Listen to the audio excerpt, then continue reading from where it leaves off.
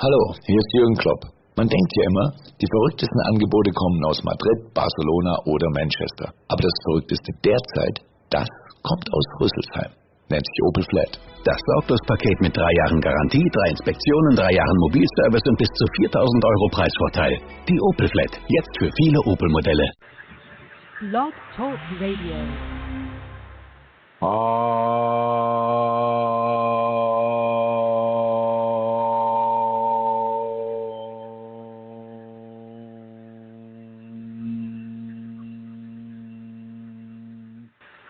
Hello, everyone, and welcome to this conversation about the Kundalini. My name is Chrism, and I'll be the host for the show along with my co-host, Amelia Centaur. I'm going to bring her on right now, and a good late at night to you, Amelia Centaur. Hello.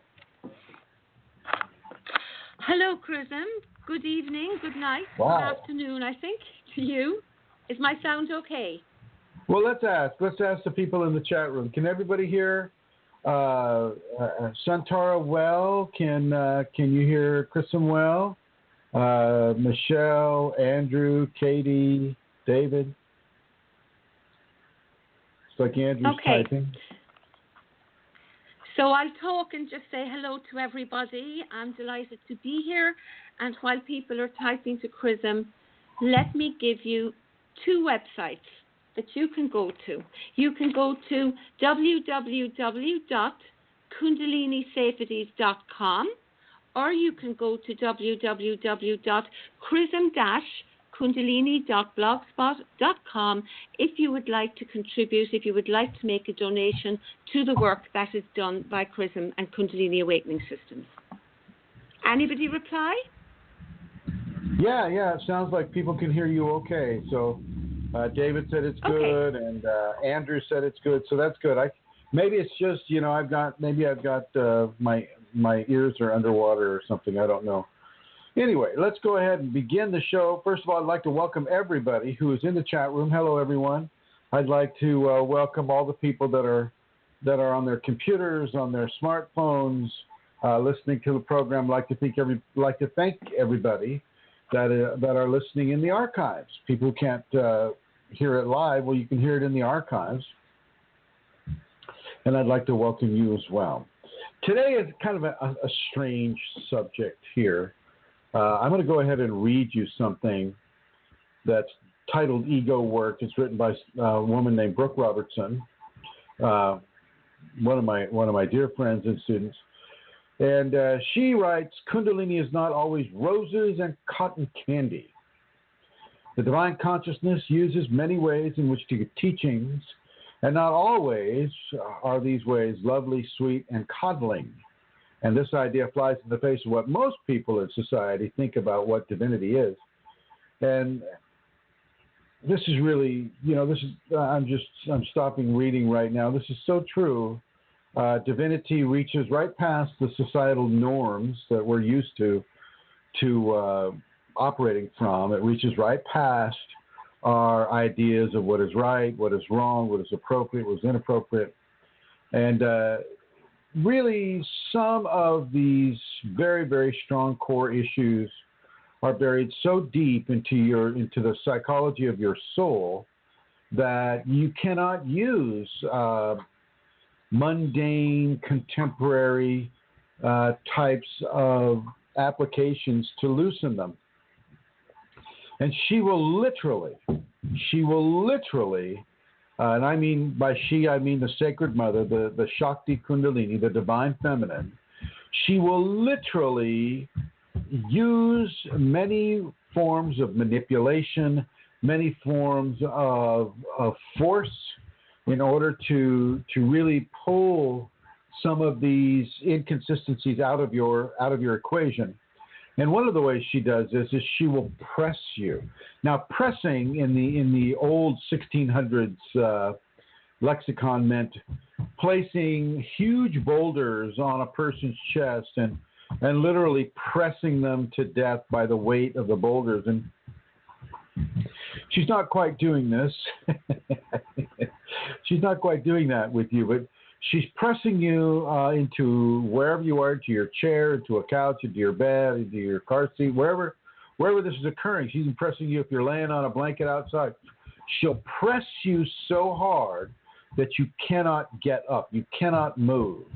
And while that pressing is taking place, she will go into your system and she will begin to forcibly dislodge some of the activities that are contributing to the Granthi knot, the Vishnu Granthi or the Rudra Granthi, and any of these various areas on the body. Just a second. I have two giant dogs here, and one wants to pull the blanket up. Anara, stop chewing on the blanket. Thank you, honey. Anyway, so it's very important for people to understand that you don't always get a choice in this. You don't always get a choice in it. She will press you into whatever you're doing, and in that pressing, she will begin to do overt, forceful work upon you and your system. And it's not always easy. It's not always easy, and it typically isn't what I would call pretty. Okay.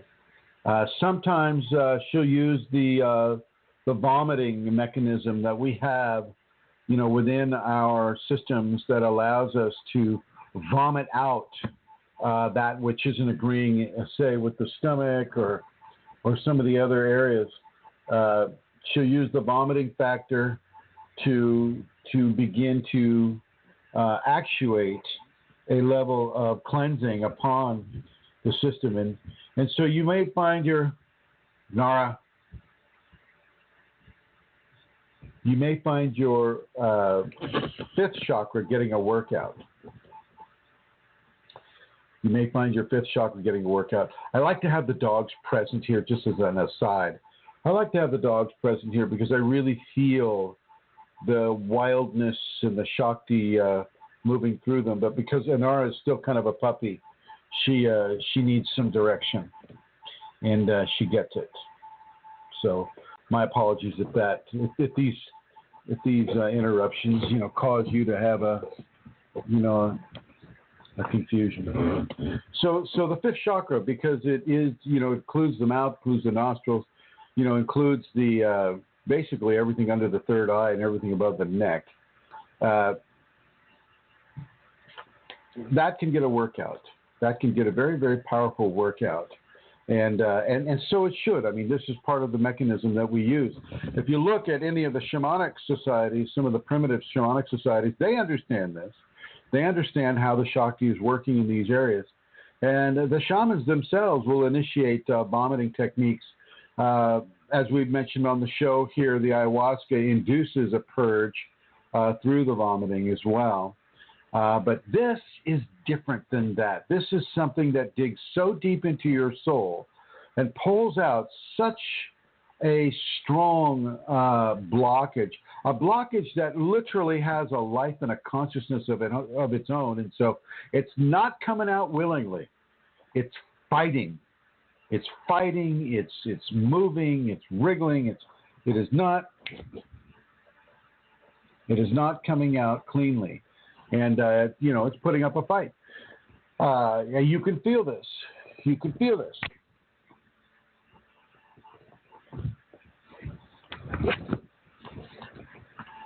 So it's very important for people to understand that the Shakti Kundalini will take over bodily mechanisms by virtue of her will upon you. She knows exactly what she's going to extract from you.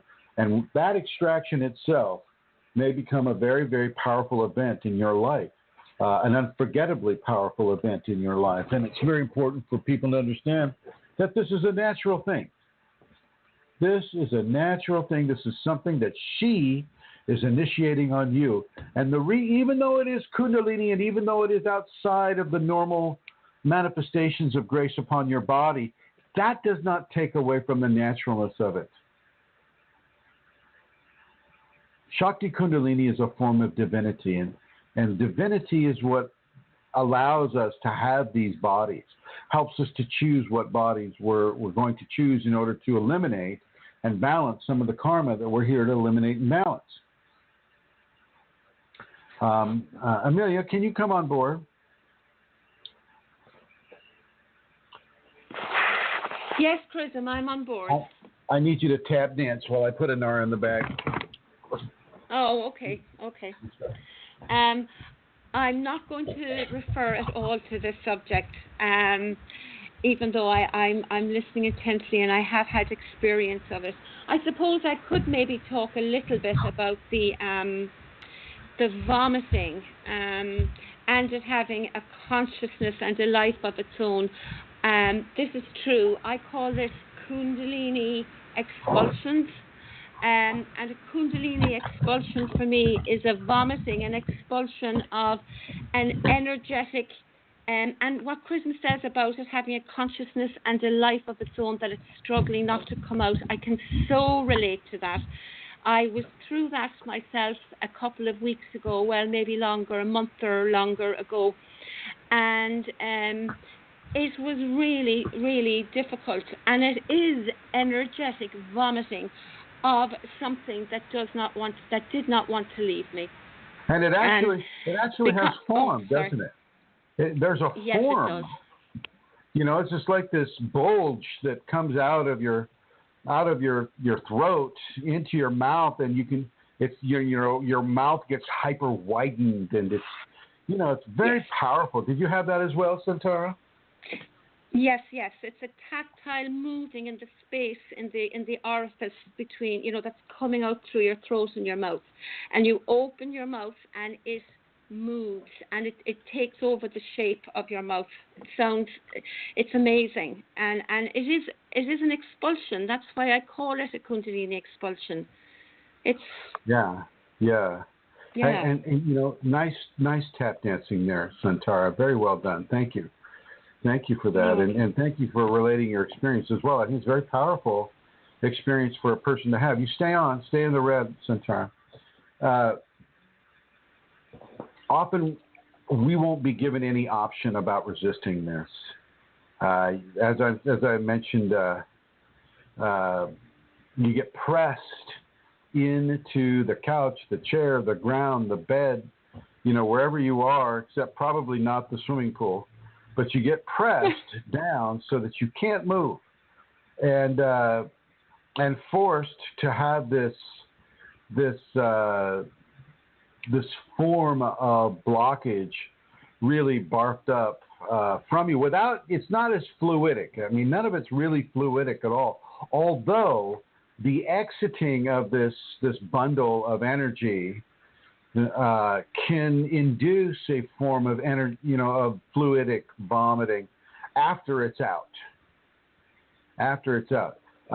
But during the process of eliminating it from the fifth chakra, you're pretty much just completely taken over by the Kundalini.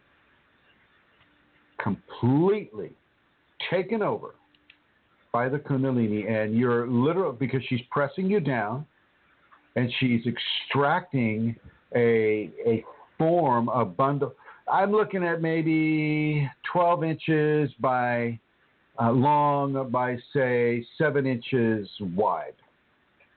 That kind of a bundle coming out of your mouth, and really, really, it's an exhausting experience. And this is natural. This is exactly what needs to be done at this time. And this is part of that ego work, that surrender work. And, I know that Brooke Robertson is doing this work with me right now, and it's not easy work. Especially if she doesn't give you a warning when this is going to happen. The Shakti Kundalini doesn't give you a heads up and go, tomorrow at 6:30 a.m., I have you down for a fifth chakra entity extraction or energetic extraction, and put me in on your calendar. She doesn't do that. It just comes. Sometimes a mantra can just trigger it. You'll get the first few lines of a mantra out, and then boom, that's all the permission she needs, and there she goes. She comes right into you, or you'll feel it coming in waves from a distance. You'll feel it coming in waves, and those waves will increase and increase and increase and increase. And finally, you're pressed to the floor. I'm just going to use the floor. You're pressed to the floor. And she goes in and she begins that extracting process. Your mouth does hyper-widen. Your breathing is interrupted, but not in a way that causes you to asphyxiate or anything like that. She would never let that occur. She takes control of the oxygenation of your body. Let's just put it that way. She makes sure that your body has all the oxygen it needs, all the life force and energetic forces that it needs to do this work. But, she takes it over. She takes it over. And your best recourse is to just surrender. Surrender completely. And Michelle Ranger says, I think she says I felt that this morning doing the nostril breathing. Well, there you go, Michelle. So you know a bit of what I'm talking about here. And this goes, I won't say that every single person has this, but I do. My intuition is telling me that the majority of the people with actual activated or awakened Kundalini have this. Now let's talk a little bit about the activated versus the awakened Kundalini. This can happen in the activated state or the awakened state. It doesn't, a lot of people think, well, I'm no longer in the activated state. I'm in the awakened state, so I'm beyond all of these things. Well, that's just not true. That's just not true. Our karmas are very, very different, and our karmas will push us into specific activities in front of the divine infusion or behind the divine infusion, the activated state or the awakened state. Either way, a person is going to be placed into this position, and they're going to need to initiate strong surrenders. Sometimes people can't do this in the activated state. They're not strong enough. They don't have enough trust. They don't have enough understanding of the divine. And so, their fear level would go so strong that it might damage some of their process. And so she won't do that with them in the activated state. So the spinal sweep comes up. The person is definitely aware that, oh my God, this is a real deal. This is a different thing. I've just become at one with everything. Well, yeah, I think I can handle, if they come at it from a conscious standpoint. I think I can handle this now. And she will choose the time, and she will choose the place, and she will put you down and press you and pull out these aspects of your karma that no longer serve you. Karma is there for redemption. And if you've already found redemption, then that karma no longer needs to serve you. But sometimes an entity or the karma itself will form a consciousness. And that consciousness can remain within you, even though you've already redeemed the karma. And she is pulling these excess levels of entity infestation, or you might just want to look at it that way. Look at it as karmic infection, you might say. She's pulling out the infected mass in order to get that out of your system. And it's only there because it's been in the soul equation so long that until now it has been unable to get redemption. Now it does have redemption, and so she's able to pull out that mass, and she does it. And she's always been able to. I don't want to say that, I don't want to put any kind of a limitation on what Shakti can or cannot do. Divinity is unlimited in its ability to apply itself upon the human condition. But, she chooses the time, and she chooses the place, and she chooses the mannerism as well. And a lot of these issues tie into the Granthi knots, and the one that I'll speak of, the Vishnu Granthi, takes place within the thoracic region of the human system, which is from your neck down to the pelvis. This is the Granthi knot for the Vishnu area.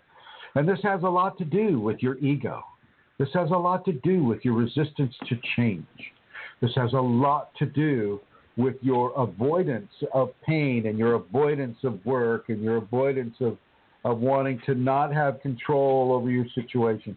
This is the part of you that rebels against being told what to do, told how to do what to do. And this is actually the hardest area for people to really work on, because it's so close to their own inner ideology and understanding of who they are, why they are, how they are, what they are, that they don't want to lose that understanding. They don't want to all of a sudden cast off the clothing of egoic consciousness, which they're surrounded with all the time by all the sleepers around us. They don't want to cast off that clothing and all of a sudden feel like they're starting all over again. They, not only that, but it's scary to not be in charge of your reality. It's not easy. And so as the Shakti comes in and does this, it's a very, very, very, very powerful level of surrender that must occur. And Michelle Ranger mentioned, she says, yep, I didn't surrender enough this morning and it stopped. Well, you're just lucky it stopped, Michelle. So that Shakti doesn't require your surrender. She will enforce your surrender. She'll enforce that surrender. This is what the whole pressing is about. She presses on you to the point where you can't move a muscle. You couldn't deny her even if you wanted to. And many people do want to, because they don't know what is occurring, and so it frightens them, and so they try to resist. But resistance is futile in this case. Definitely futile in this case. And do you have anything to add to this, Centaura? Let me see, Chrism. I suppose from my own experience, before I had my awakening event, let's call it, during the activation, I had the year before that an experience of that where I did not know what was happening at all. But for some reason, I was able to go with it. And I remember when it was over, pulling out of my mouth this big, long string of spit. It sounds gross, and it was. But it also happened after my awakening at the beginning, and it's happened to me maybe 3 times, or 4 times, phases of it. So for me anyway, it wasn't a once-off deal, I've obviously got generations of thought forms and entities and all kinds of things within me, because it has been necessary to happen. For the last one, which was only recently, is the 4th time that I have had this occur. Well, that's a good point. That's a very, very good point, Centaura. It does continuously happen until the levels of cleanliness or purity within the person's equation is accomplished. We can do a lot, though. We can do a lot on our own without having to be pinned to the ground. We can embrace the surrender. We can go out of our way to find levels of surrender.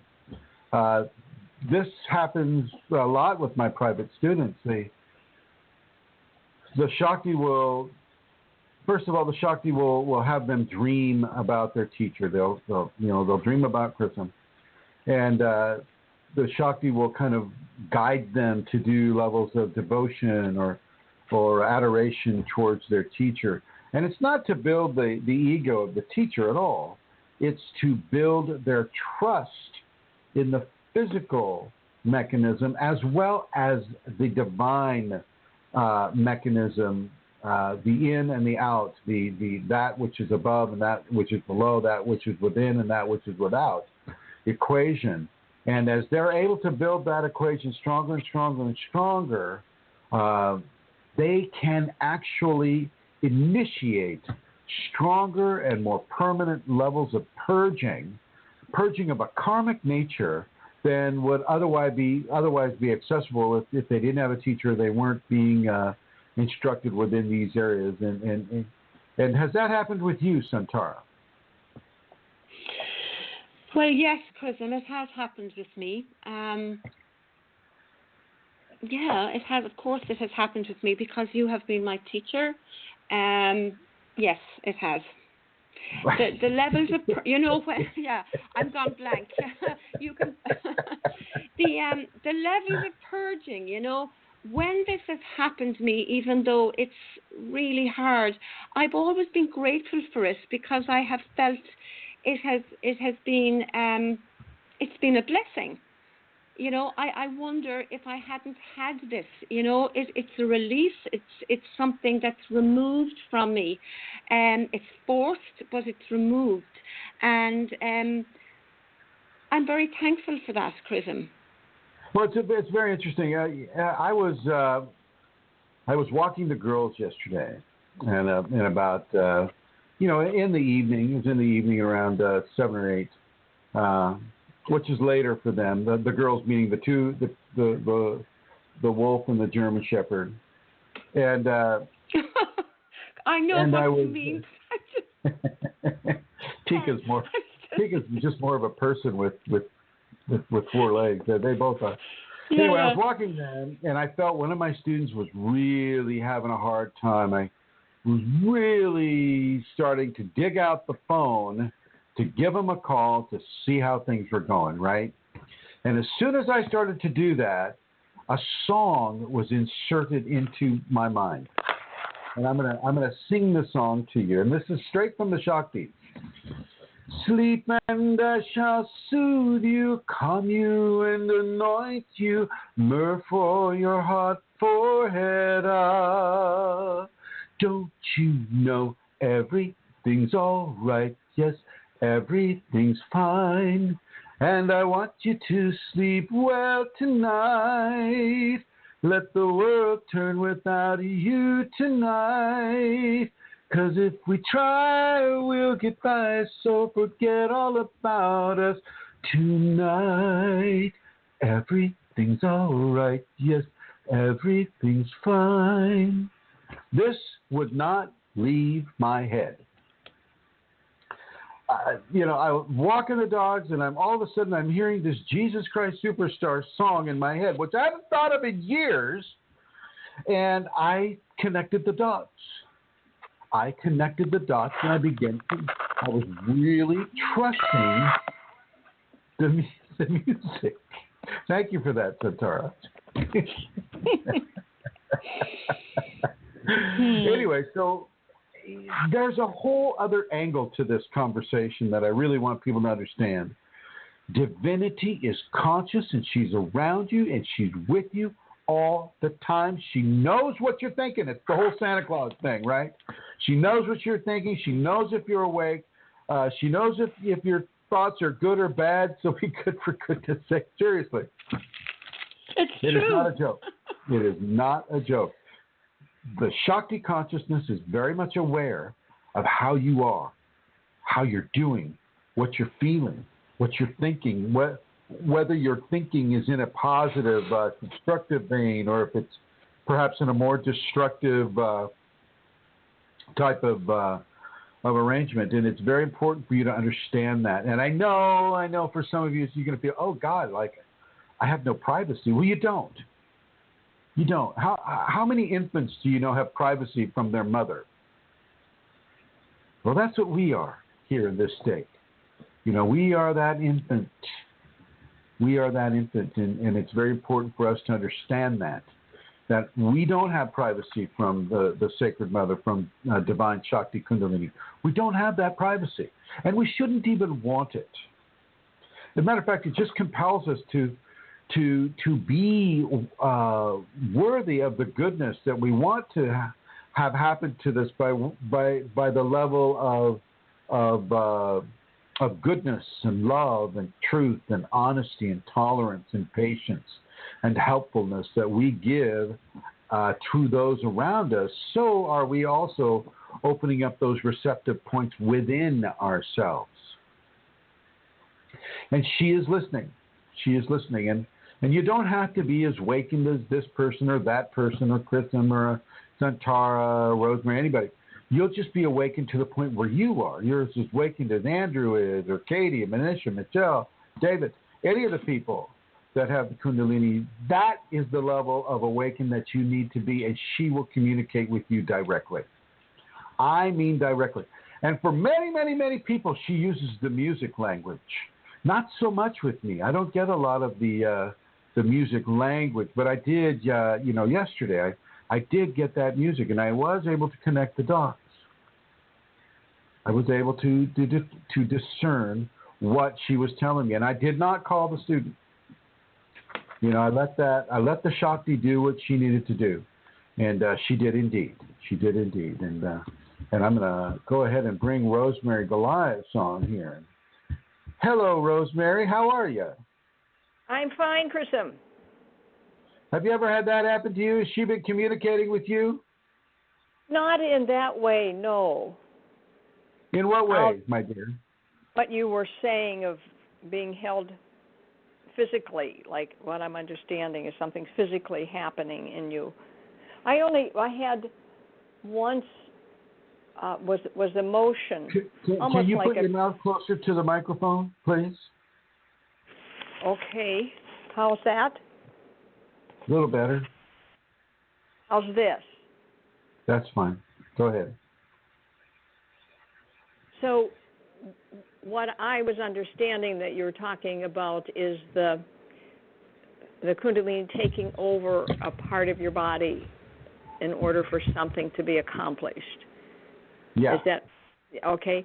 No, I was listening. I'm not aware of those things happening. When I started to speak, but I remembered this past week was almost like it, because a Kriya to me is like that. When it's energy, that happens in my meditation time when I'm doing the breathing, both of them. And I'm aware of it in the morning, especially because I'm thinking of the day as well, and I feel that as affirmation and approval, providing me guidance. Sometimes there are words, and once this past week in my meditation, again like a Kriya, but I was meditating. I was flat on my back, and my two arms just moved into the middle of my body. Oh, good, good. It startled me, but that was it. But you went with it. Yeah, I experienced something today to the degree of obedience that I have not, on my part, that created something really very strong for me. It's very simple, but I was resisting doing something, and I just took it on, and the results of that were unlike any other time, and I could experience that as her speaking to me of, yes, I wanted you to do that. Oh, very nice, very nice. You connected the dots very well. Yeah. Well done, my dear. Well done. I want to thank you for that. I'm gonna put you in the blue for a second here, and I'm gonna, that's what Rosemary says quite true. I mean, just like I got the song, Rosemary got that sensation, and she was able to make the discernment. I'm gonna really push everybody here to really surrender as much as Rosemary and Santara does and Brooke Robertson does. Really do the surrender work and open to the communications that are coming, because a lot of this stuff can be really, really, really difficult.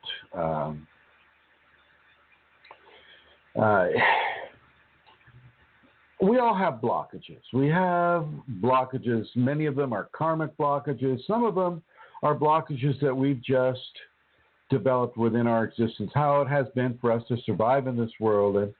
And the well-worn egoic understandings or strongly held beliefs of anything that it caused within us to develop that blockage. But for the release of that blockage, what about our strongly held beliefs of what is appropriate or what is abuse? Shakti will never abuse you. If you have a teacher that is working with the Shakti, that teacher will not abuse you. But there may be activities that like being pressed into a bed and having your breathing taken over and forcibly extracting a raw and wriggling bundle of energy that does not want to leave you, forcibly extracting that can be seen by people as abuse. That can be seen and that can be felt by people as abuse. And what are you just supposed to deal with? How are you supposed to deal with that, folks? Okay, how are you supposed to deal with that? What you're supposed to do, at least what I'm going to teach for people to do, is you must release in forgiveness the belief within you of actual perceived abuse or inappropriateness, and that you are releasing an aspect of your ego control in real time that is connected to fear and that is blocking you, not in just this area, but in other areas as well. And it's often not about the situation itself. It's really not about you getting pressed into the earth and having your breathing taken over and having this thing extract. Sometimes it's just about how you receive the treatment. How well are you receiving? How well are you surrendering? How well are you surrendering? What level of control are you surrendering and releasing? Are you letting the structures of egotistic rigidity be released in order to free up the qualities of the emotional, mental, and psychological bodies so they can be emptied out?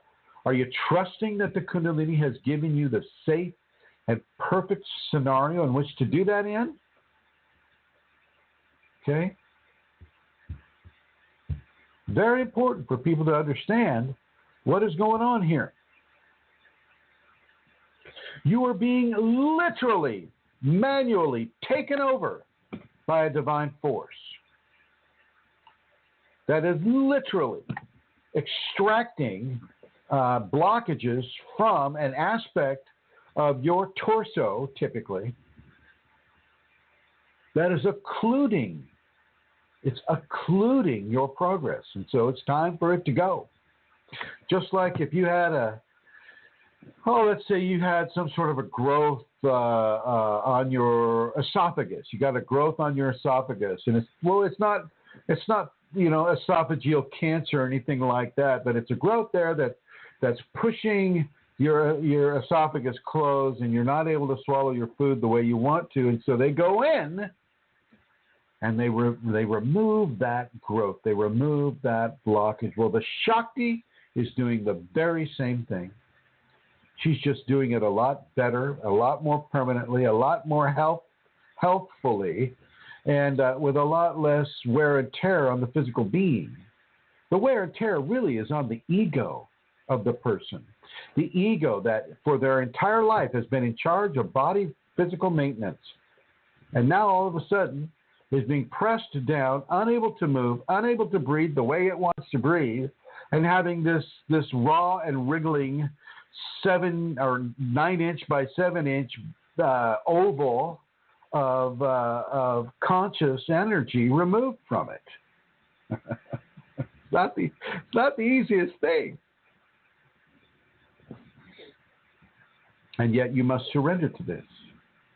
You must surrender to this. As Amelia mentioned, she's had this happen 4 times. It will happen over and over and over again, and it won't be the same way each time. It'll be different each time, but it'll have some mannerisms that are similar.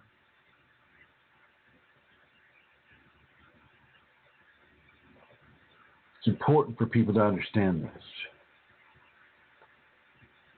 If you have any questions or if you want to call in, I encourage you to call in. Those of you who are listening on your smartphones, your iPads, your Google Pads, your laptops, you can call in at 347-934-0026, area code 347-934-0026. If you're here in the chat room, I want you to feel free to ask a question there. Or if you're in the chat room, go ahead and give us a call on that number I just gave you. And in the meantime, I'm going to bring Her Holiness, Miss Santara in the Emerald Isle of Ireland, back on and see if there are any questions that we can work on. I do. I have a few questions. But actually, Chrism, if we could just talk a little bit longer about what you're saying in relation, say, to a teacher. Is my voice coming across okay, yeah? Oh, it's really weak for me, but I hope it's reaching at least the chat room. Okay. But you can hear it. Okay, I think it probably is. Okay. So,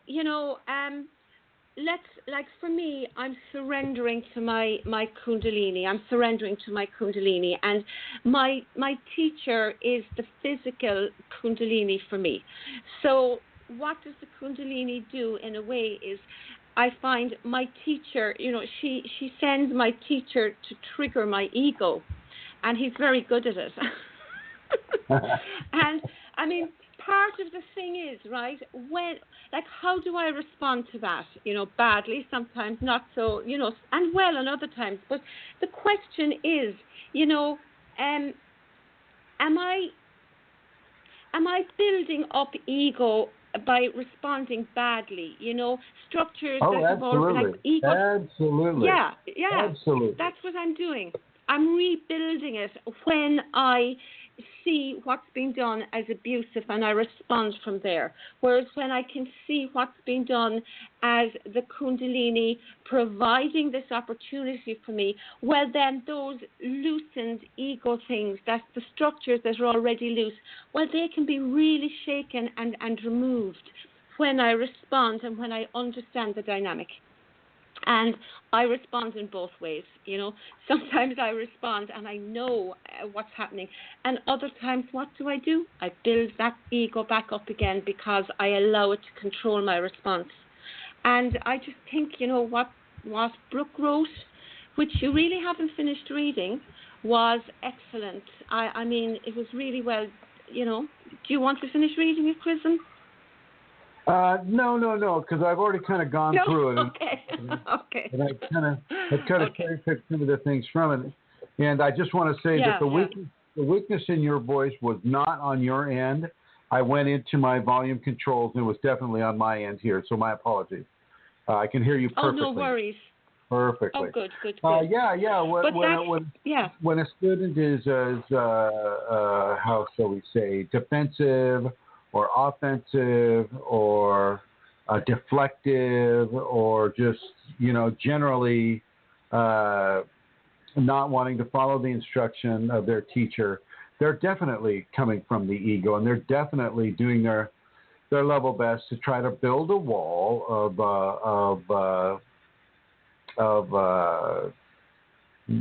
lack of surrender between themselves and the teacher, and that's the ego of themselves that is doing that. And if they have any entity attachments to that ego, well, of course, those entities are going to be very supportive of that type of response as well. And so, I mean, that's not uncommon. I mean, just look at your kids. Your kids are great teachers in this way. They'll hate mommy one minute and they'll love mommy the next. We can kind of really look at it in that venue. I mean, it is that way. Here's the deal: we live in a 5-sense world. We're surrounded by people that are sleeping spiritually. They're striving to overcome bondage. They're striving, whether they know it or not, they're striving to overcome karma. They're striving to move through their lives in such a way that allows them to make levels of spiritual advancement. It's the whole name of the game here, folks, is spiritual advancement. And as they do that, those people that are entering into higher frequencies of spiritual involvement, you're surrounded by people that are not doing the work that you're doing. Matter of fact, in many ways, they're doing the exact opposite of the work that you're doing. You're trying to find controls over your ego, and they're not. And so you're constantly being invalidated by the activities of those around you.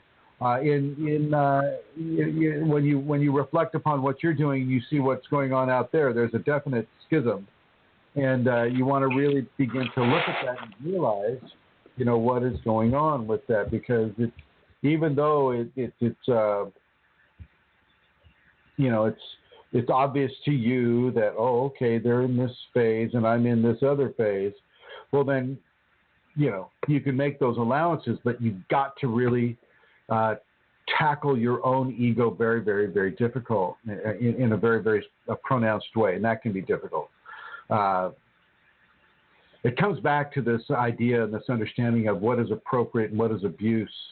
In the Kundalini world, it can be very, very, very powerfully what a person would consider to be abusive. I mean, think about it. They used that in the 15th and 16th centuries, United States, East Coast, at the Salem witch trials, okay, on the East Coast.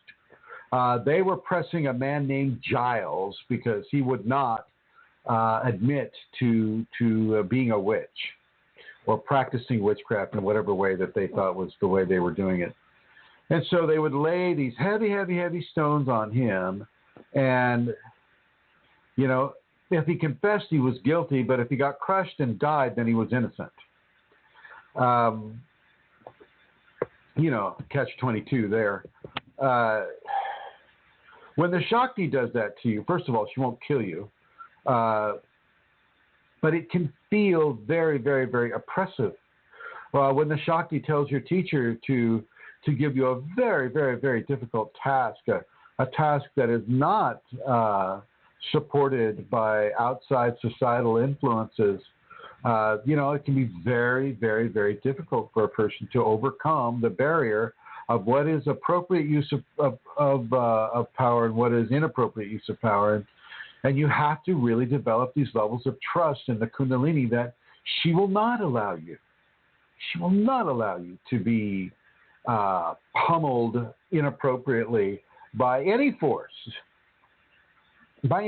And certainly not a teacher that she's giving you to, and certainly not herself. She's not out there to hurt you, unless that pain is what you require in order to bring a level of surrender into your equation. And that is often the case, ladies and gentlemen. We refuse to be controlled. Our ego refuses to be controlled. And so the more you refuse, the stronger the mechanism the Kundalini will use in order to bring yourself into submission, bring yourself into surrender. She will use it, ladies and gentlemen. And she has so many tools at her command. As many cells that are in your body, generally speaking, around 18 to 19 trillion cells in your body. She's got that many ways and more in order to exact a level of surrendering response from you within your equation. Just an FYI. I'm going to bring back Shantara here. Yes, thanks, my dear. Chrism. Yes. Can you just ask or tell me a little about blockages from past lives? Maybe deaths that have occurred to people by their own actions, and do these do blockages arise in our next?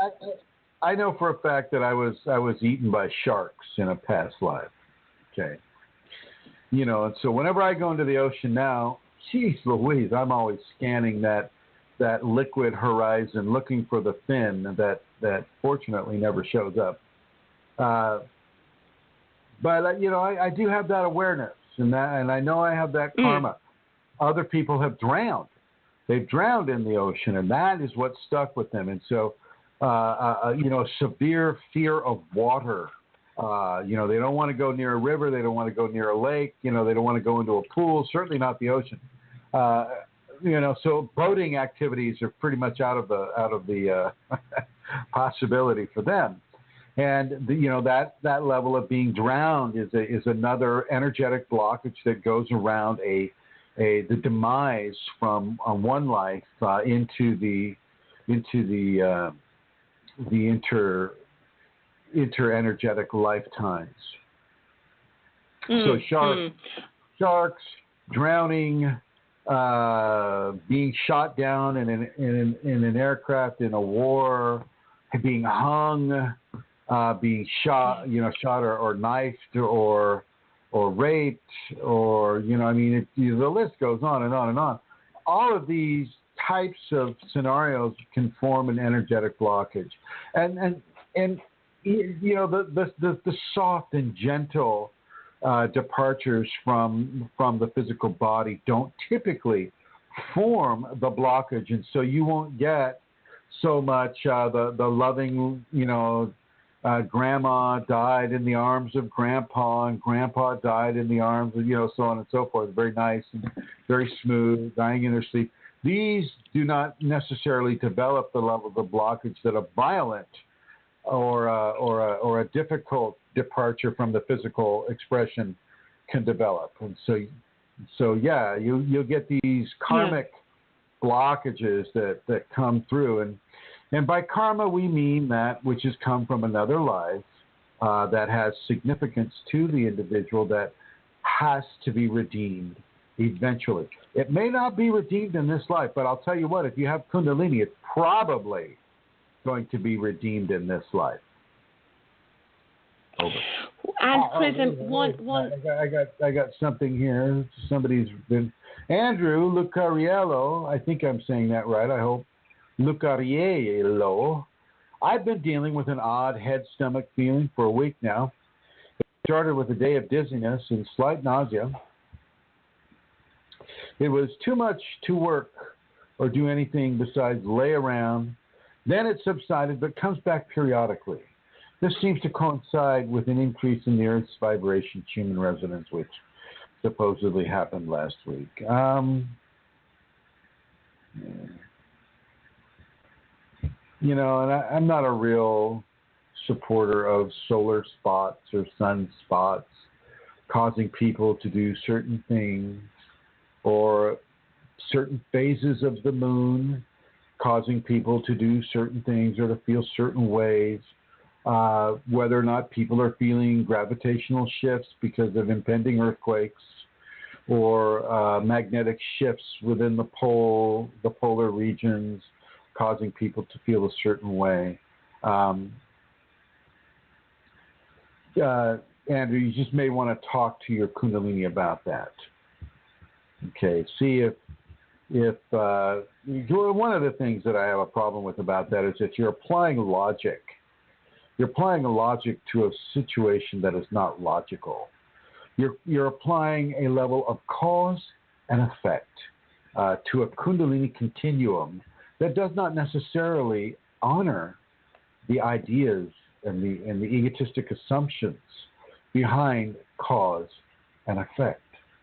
Sometimes it does. Sometimes it doesn't. And so you go ahead and see if you think that your inability to motivate yourself is because of the human residence. I'm going to say not. But, you know your situation. And let's, why don't you ask her right now and see if she supports your human residence theory, and give us a right. Manisha says, I was shot, executed, thrown under a bus, thrown out of an airplane, stomped by wild horses. Oh, I'm sorry, Manisha. I've been adding a few here. Prison.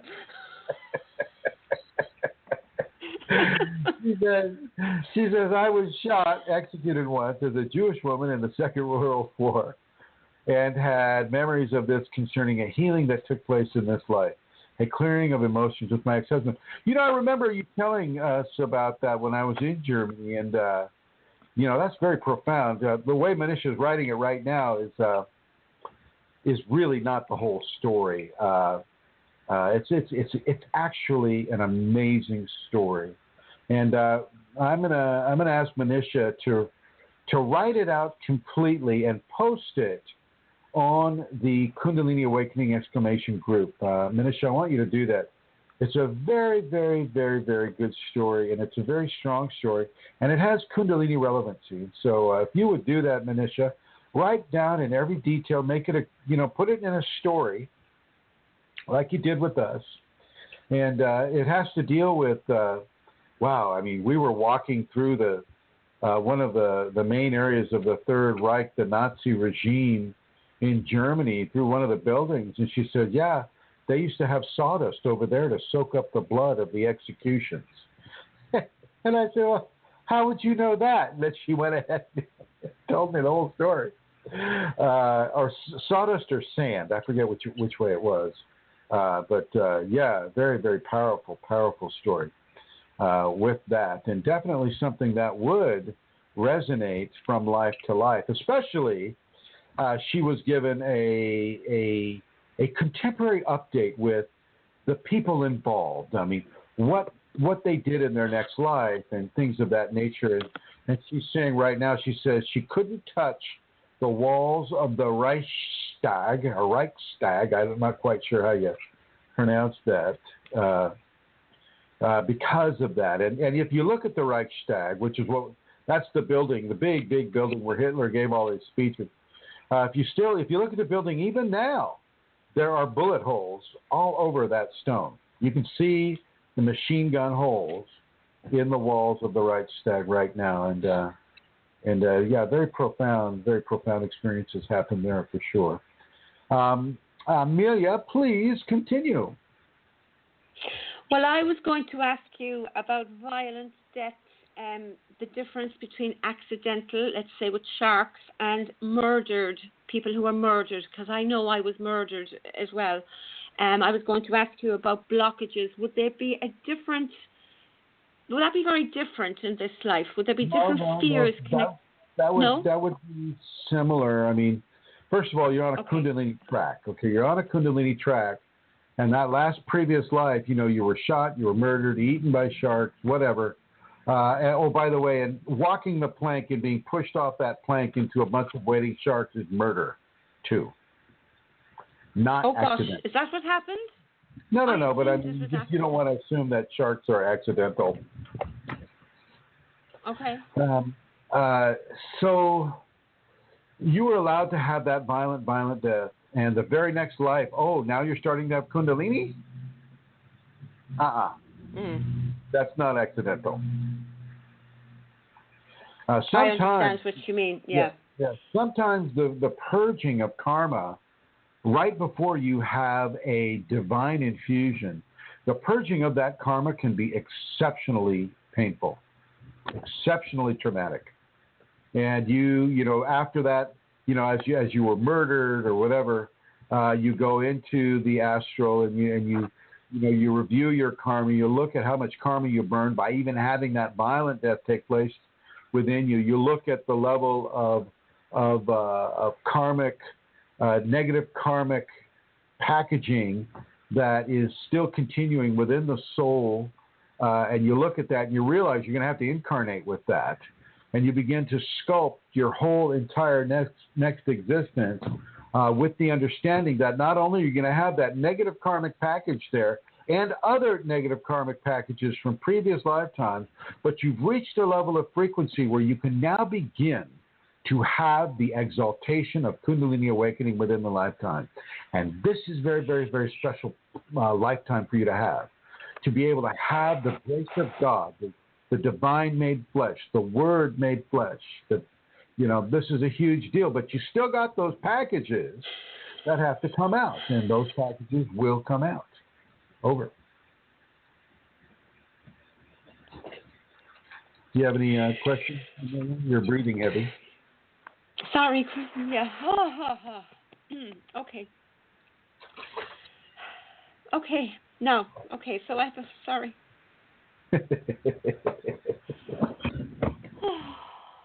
Okay. So I have a question here from a lovely, beautiful Kundalini lady, and it is a question for Chrism, please, if you could ask on my behalf. I had a dream last night in which I saw a tiger or a big cat who was following me. I was so scared that I started throwing stones and bricks towards him so he can fall from the room and not reach me. The tiger or the big cat represents the Kundalini, so I am very upset. Why am I throwing stones and bricks towards him? Please, I know the radio show is on. Yeah, that's it. Okay. It's the ego in you that is throwing the rocks and the stones. The ego knows that the Kundalini represents its lack of control over the physical system. And it also has that primordial fear of being predated upon or being eaten alive. What you need to do is you need to really begin to associate the big cat, the tiger, the panther, the leopard, the jaguar, and maybe get a stuffed animal with that represents one of those creatures, and begin to really associate the creature with the Kundalini rather than associating the creature with being eaten alive.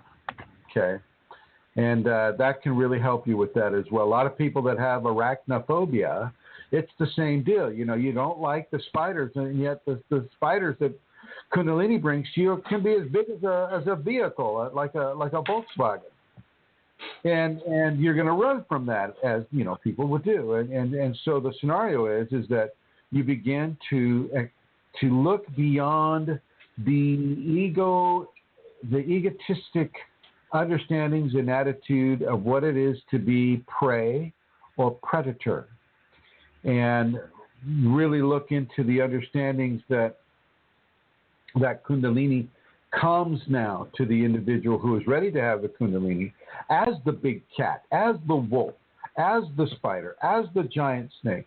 And these are not to be feared. You are no longer to be afraid of these top of the line, top of the food chain predators. May take a while. I mean, the first time I saw a spider the size of a lampshade, scared the heck out of me. I leapt from my bed so fast and so furiously, the covers were still in the air, and I was 15 yards away. I can relate. I could not believe the size of that spider that came across my visual field. I was reading a book. And, you know, I had the lights were on full, and I was not asleep. And that spider came across, you know, a little bit bigger than a dinner plate, really. And it just gently rode a spider web right in front of me, and just scared. I mean, I was jerking those sheets. I was looking for that damn thing. I never did find it because it wasn't that kind of a spider. It was a Shakti spider. But you got to get over these fears. You've got to get over these fears. It is not something that you want to allow to continue to block the divine infusion within you. And she'll be easy with you, but you know, get that stuffed animal of a jaguar, panther, tiger, spider, lion, snake, whatever it may be, and begin to love it, begin to accept it, begin to understand it. Over. Chrism, I just want to say that's so true, what you've said there. Because then, even though this lady knows in her dream, you know, she knows Kundalini and the cat, but her ego had, you know, the greater control in there. But really, because I've done it, if you have, it's a cat, if you have your panther, if you have your spider, and you consciously, you know, stroke it and, you know, communicate it with it as a symbol, no, really, as a symbol of the Kundalini. It makes a difference. It does, because you've got used to it and your ego is watching it. So I think that's great, and I just wanted to emphasize it because, you know, somebody might say, oh, for goodness sake, you know, that's silly, but it's not. It's so not. Anyway. It's so not. Yeah. So the next question also is not on the group's Chrism. It was sent in for you privately. It says, can we give healing for a departed soul? Say again? Can we give healing for a departed soul? I'm assuming a dead person. Sure, you bet. Over. Okay. Next question is.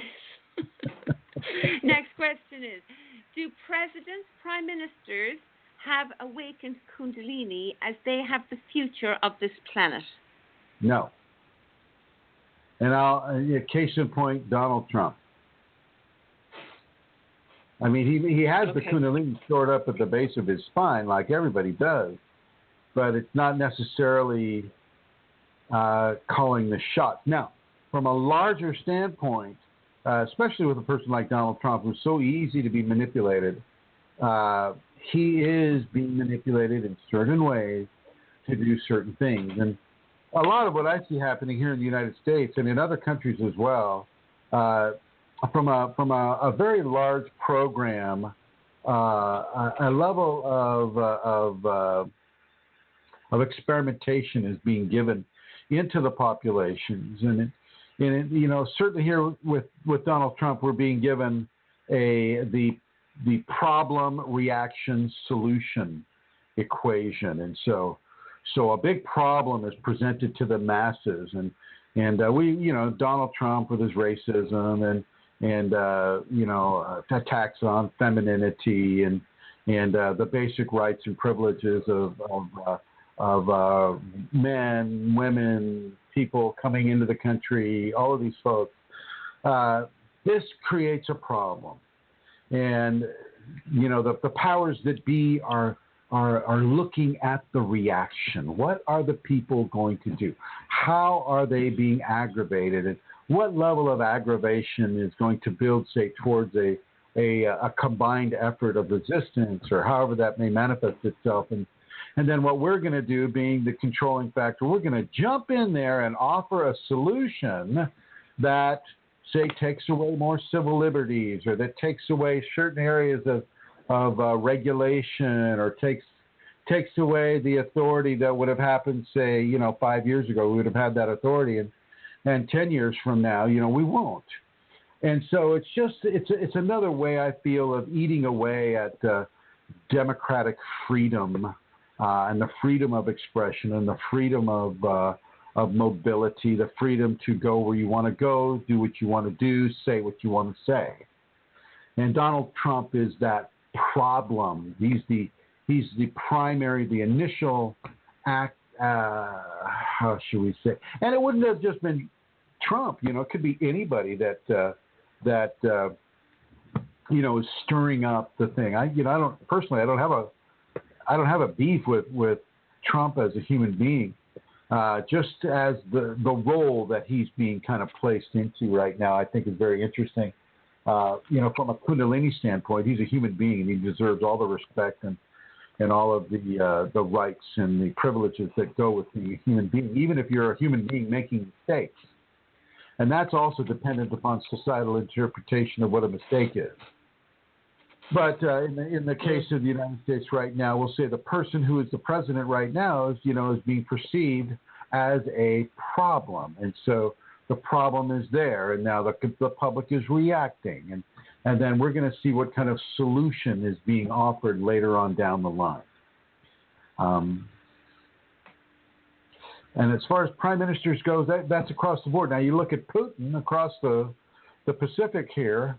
And Putin is, that's not a democracy. That's a totalitarian regime, and he just took out one of his primary competitors for the presidency of Russia by falsely accusing the man, and then because of the constitution there in Russia, if you've been convicted of a crime, you can no longer run for president for 10 years. And so he's basically taken out his competition that way. Is that wrong? Well, hey, that's the society over there. People have chosen to incarnate in Russia. Putin, he's holding on to power just as strongly as he can. And then you go into any of these other countries here in Europe or Australia or Africa, it's a very, very strong level of predatory mentality when it comes to politics and the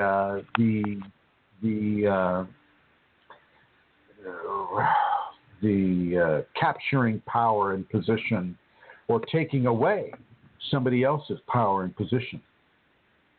So yeah, are they being controlled by Kundalini? I would say not by their own Kundalini, but by the divine around them. Yes, divinity that is omnipresent upon this world is looking and listening and manipulating specific levels of events that allow the populations to grow or to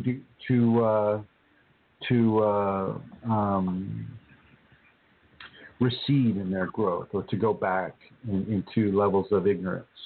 There are many people here in the States, they see that the current president is bringing to the fore levels of ignorance that supposedly this country had overcome in the past, but obviously not, because if that were the case, then these issues would not be so easily acted upon.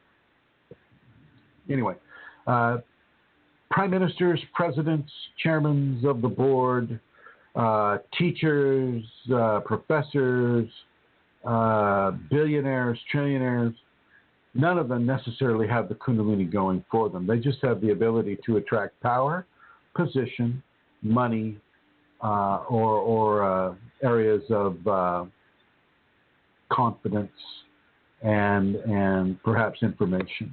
Over. Thank you, Chrism. Next question. What does the appearance of departed parents or relatives in dream state indicate? That they're with you, that they're seeing you, that they're conscious of you, that they want you to be conscious of them, that they don't want you to grieve for them, that they don't want you to fear for them. They want you to know that you're closely held within their love. If it is indeed in a loving way that they're appearing in the dreams. If they're not appearing in a loving way, then that there's still some work for that soul to do. Typically, though, if a parent or a sister or brother has some sort of a bad scenario, they typically will not be allowed to attack you spiritually. And if they do, well, then you can take certain steps to eradicate that attack. But for the most part, if you see your departed loved ones, looking at you in a dream or interacting with you in a dream, it's perfectly all right. It doesn't mean that your Kundalini is activated or awakened. This happens to people all over the world all the time. This is a manifestation of grace. Grace is allowing you to understand the fact of the continuation of consciousness after the corporeal demise. Over. Could they be symbolic of something as well, Chrism, or they could be, but I mean, without specific examples, it would be hard for me to speculate on that. Yeah. Okay, thank you.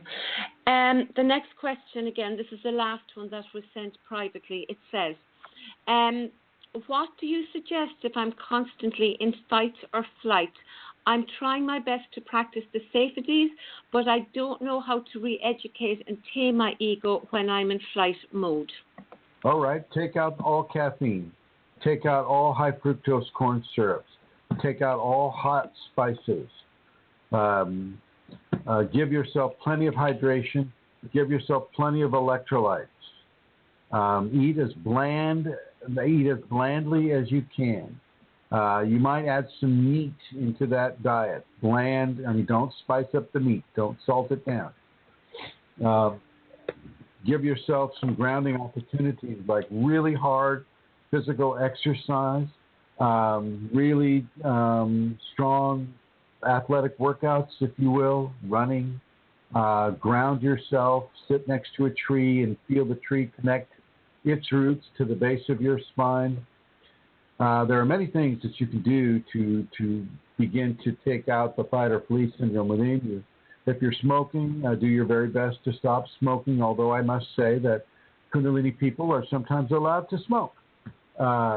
Don't use any kind of drugs that are artificially hyping you up or being, the promise, like if you have the thyroid drugs, oh, well, this will put you to sleep, or this will amp you up, or don't do any of those things. stay as far from pharmaceuticals as you can, unless, of course, your MD has prescribed them for you. I have to say that. I know. And what if the person, is on a good diet, isn't doing the caffeine or any of those things, but the fight or flight is still, in them? So you're saying grounding and all those kind of things to do, Chrism. Is it? So how you're can saying they apply to safety? What if none of the scenarios exist that I just said? Yeah, basically. Yeah, because they are on a good diet and they're on a good diet. Second round. And and what if they're running from a meteor that is coming to impact near them? Meditate. Do everything that you can do to change your thinking away from having difficulties with the fight or the flight. Typically, the fight or the flight is an excitation of the adrenal glands. And if you take out a lot of the things that I told you to take out, you're going to take out a lot of the adrenal stimulation. The Kundalini is going to stimulate the adrenal glands anyway, and you just need to have that level of information. If you know that the adrenal glands are being stimulated by the Kundalini, you don't need to become the effect of the stimulation because you have the knowledge of what is occurring. It is no longer a mystery. It is no longer something to be afraid of. Okay. So you can live with the sensations, knowing that that's what's going on. Is what you're saying, Right. Okay. Right. Okay. Thanks, Chrism. Did From you the have group, you wanted to add to them? No, Chrism. Thank you. Okay. No. This is from the group. I have a unique question about chakras. It may sound a little silly, but there's a real reason to ask it. Would the energy behind sneezing be affecting an upper chakra center? Yeah, it could. Sure, absolutely. You can get little mini orgasms, like head orgasms with them. The sneeze can also, not only is it a purging of the lungs, but it can also be a purging of blockages within the sixth and the seventh. Just don't hold it back. Don't try to stifle it. Let the sneeze be what it needs to be. I don't care. They've measured the fluid coming out of a person's sneeze at around 350 miles per hour. Let that be the case. Don't try to hold it back. But it can definitely have an effect upon the upper chakras and the lower chakras as well, not just the uppers. Over. Thank you, Chrism. Now, there was a question a few questions on the group. It was about Christ consciousness. Okay, so, go ahead. So I'm going, rather than read out the whole thing, I'm going to ask, will I read out the whole thing? You decide. You discern. I just ask a few of the questions. Basically, this person has been bothered, is Kundalini equated with Christ consciousness? She suggests that Jesus did not promote reincarnation, and she asks the question then, was he fake? Is Kundalini evil in nature because of the references to the serpent? Kundalini is incredibly destructive. I'm trying to make sense of it all. The Bible extensively, she's read the Bible extensively, and it doesn't match up with Kundalini. Could you comment on that, please? The Bible's been rewritten about 1,000 times. Ever since the Council of Nicaea, which is when, a bunch of the elders from a lot of different belief systems got together and decided what was going to go into the King James Version of the Bible. And even then, that happened, I think, in around the 4th or 5th century after Christ, and the King James Version wasn't written until the 15th century.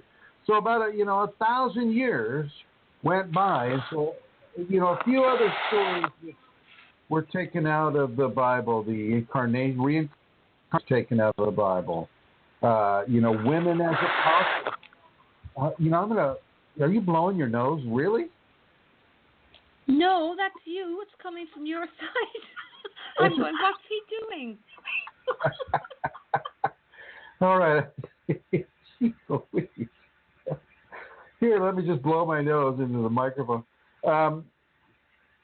The Council of Nicaea, so about 1,000 years passed before King James, ordered his staff to begin putting together what we call the King James Version Bible right now. Female apostles were there. Reincarnation was there. A lot of the stories that you'll find in the Apocrypha and in the Jubilees and all of that stuff were there in the Bible. They weren't relegated to a separate book. It was all part of the same book. And so, for a person to read the King James Version and go, oh, that doesn't match up with Kundalini, that's kind of a narrow-minded approach, really. Why is the Bible the answer to all questions spiritual? I don't know. I know this person has the Kundalini. I know that,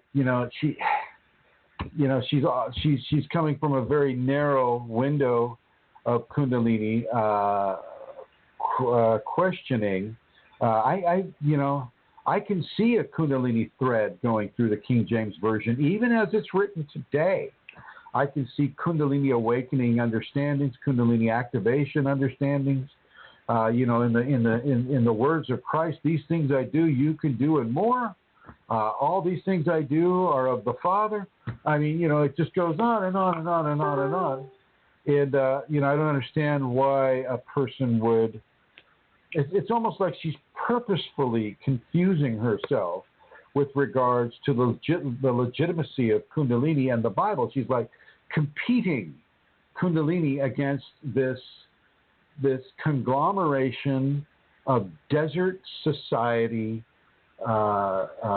historical wisdoms around a specific individual, and I'm just not buying it.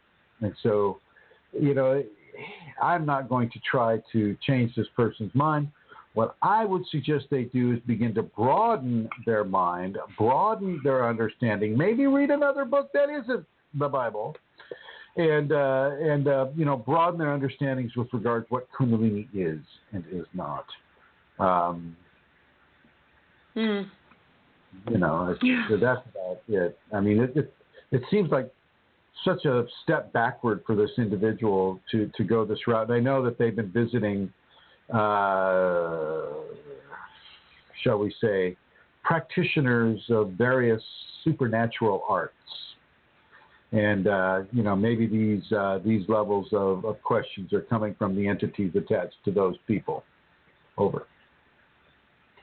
Well, I suppose too, Chrism, like I would have been brought up a Catholic.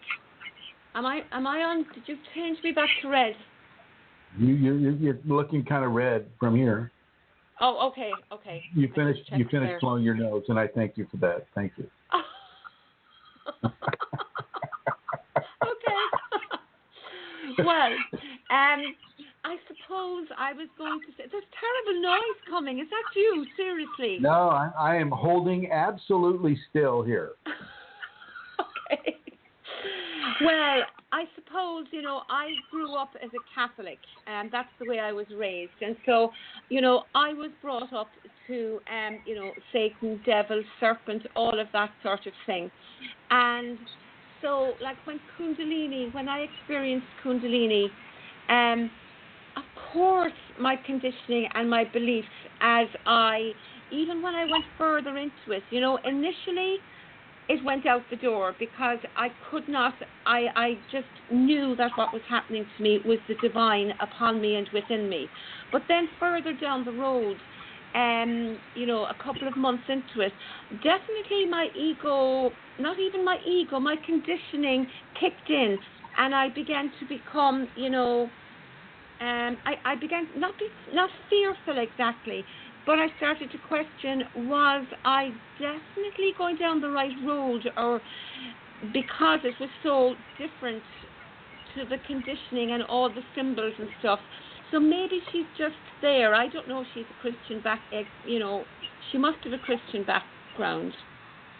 No, she so doesn't. Maybe she, you know. She well, then I don't know. She can just be, you know, asking from a Christian standpoint. I mean, the Bible, a biblical standpoint. Well, like if I that's said, the case, that's different, Chrism. That's just argumentative. Exactly. She's been visiting these practitioners of certain spiritual techniques and the kind of stuff that I like to avoid. And then I suggest people avoid, certainly people that have the Kundalini. But she's ignoring my advice. And she, you know, which she is perfectly free to do.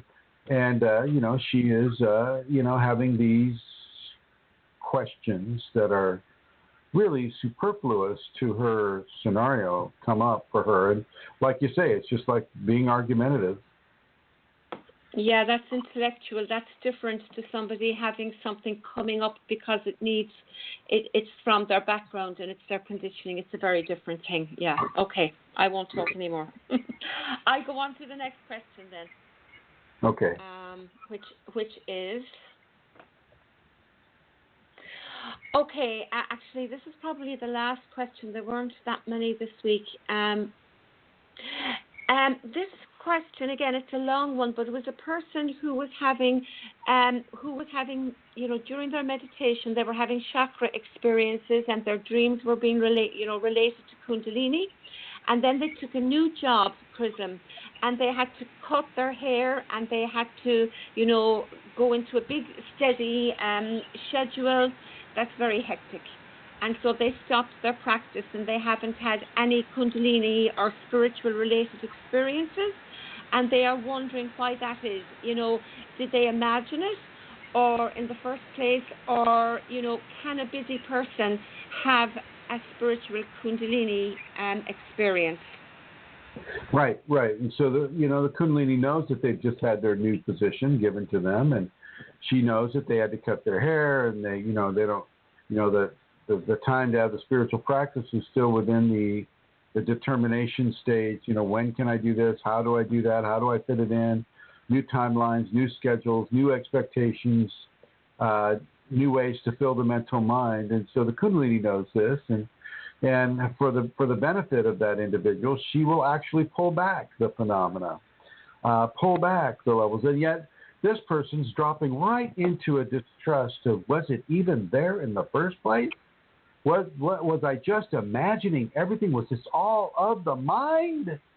You know, and instead of just going, okay, thank you, my Shakti, for giving me an opportunity to become, at ease with this new employment position, to become acclimated to it, rather than, struggle. And what I'm going to suggest that person does is just find the time to reinitiate the spiritual practice. Don't worry about the hair, okay? Don't worry about the hair, and just, do the job as well as you can. Practice the selfless service as much as you can. Practice the excellence in work, the attitude of tolerance, the forgiveness, the strength of truth, and the strength of positive motivation, and allow the Kundalini to manifest the way she feels is necessary for your system, rather than expecting it to be the same way that it always has been. Over. Thank you, Chrism. Yes, that is the end of the questions, and we have a half an hour to go. Thank you. Now, for the small amount of time that you and I will sit here and tap dance, I'm going to leave it up to anybody else here on the chat room, Andrew, the various guests, Katie, Manisha, Michelle, or David. If you have any questions on these topics or any other topic pertaining to your Kundalini, if the folks that are listening on their telephone, if they have questions that they want to ask, I want to give them the opportunity to do that. And while you're thinking about what that might be, I would like to go ahead and list some of the areas where this information can be accessed for free, and such as this radio program. I'd like to thank you, Amelia Santara, for providing this radio show for the service and blessings of those people that have the Kundalini, that may have questions about their Kundalini or fear, or in some way a manifestation of grace that is bringing levels of confusion and detriment to their understandings of life. And I want to thank you for allowing this information to come through. So many thanks to you, Amelia Centauro. You're all very welcome. And then I'd also like to let people know that we have a presence on the YouTube channel.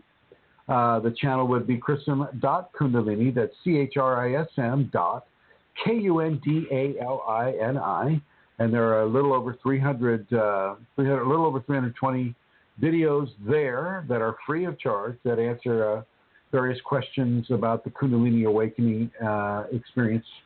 Another channel for information would be on the Facebook network. And on the Facebook network, we have various groups, Kundalini Awakening ! Kundalini Awakening Systems 2, Kundalini Awakening Systems 3, Kundalini People, Kundalini Radiance Community, Kundalini Healing Public, Kundalini Healing Private. We also have a private group, Kundalini Awakening Systems 1, that you have to friend me to get on. So, and on that group, nobody sees you, nobody knows you're there, you can do it. And if you're in a position or employment position where you probably don't want them to know you have Kundalini, well, then you can exchange information on that super private group there. We're also on the Yahoo group, or the Yahoo network, and that would be Kundalini Awakening Systems 1 at Yahoo Groups and Kundalini Healing at Yahoo Groups, and as well as on Google Plus at Kundalini Awakening !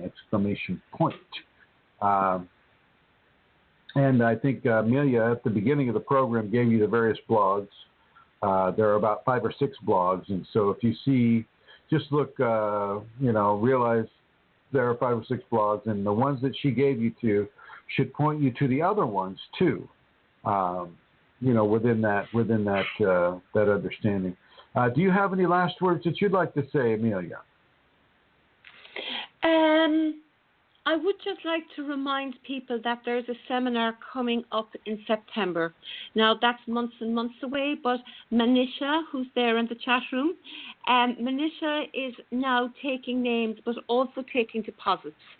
So if you'd be interested in coming, please contact her on Facebook. And it is the 15th and 16th and 17th of September, and already people are joining that. So I'd just like to say that, and thank you to everybody for listening, and see you all again next week. And I too would like to extend my gratitude and thanks to Manisha for organizing the last German Kundalini Awakening seminar and the current German Kundalini Awakening seminar. I look forward to your story on the group there, Manisha. Love to read that. I'd also like to thank Rosemary Goliath for her many contributions for the seminars in the great state of Minnesota, as well as Katie Paulson Galerno for her assistance, and Joey's also for her assistance with the seminars that Rosemary and the Minnesota Kundalini community have been putting out. I'd like to thank you, Centaur Kundalini, Amelia Centauro, for the many Irish seminars that you have organized and brought into fruition here as well. And we're doing our best, folks. We're doing our best to get these levels of truth out. Looks like Andrew Lucariello is typing. And so we'll wait a little while, Andrew. You better get that out there quick. I'll tap dance for a little while. You got some tap dancing? Actually, I have. It just occurred to me there as you were saying that perhaps somebody listening in some part of the world, like even in America, some part of the USA, that would be interested in hosting a seminar, that would like Chrism to come to their area, they can get in contact with say, Rosemary or myself or Manisha, and we can help them around what to do to organize that. Because Chrism, you would be willing to go, organize the seminar, and he will come. and it would be an opportunity to provide the service in the area that you live in. So if that's something that you might feel called to do, you could let us know. Very good, very good. Thank you, Amelia. Yes, indeed. Okay, everybody, I just want to say thank you for listening to this production of our radio program. And I want to thank you for listening, and I will go ahead and end it as I began it. And once again, thank you, everyone, for listening.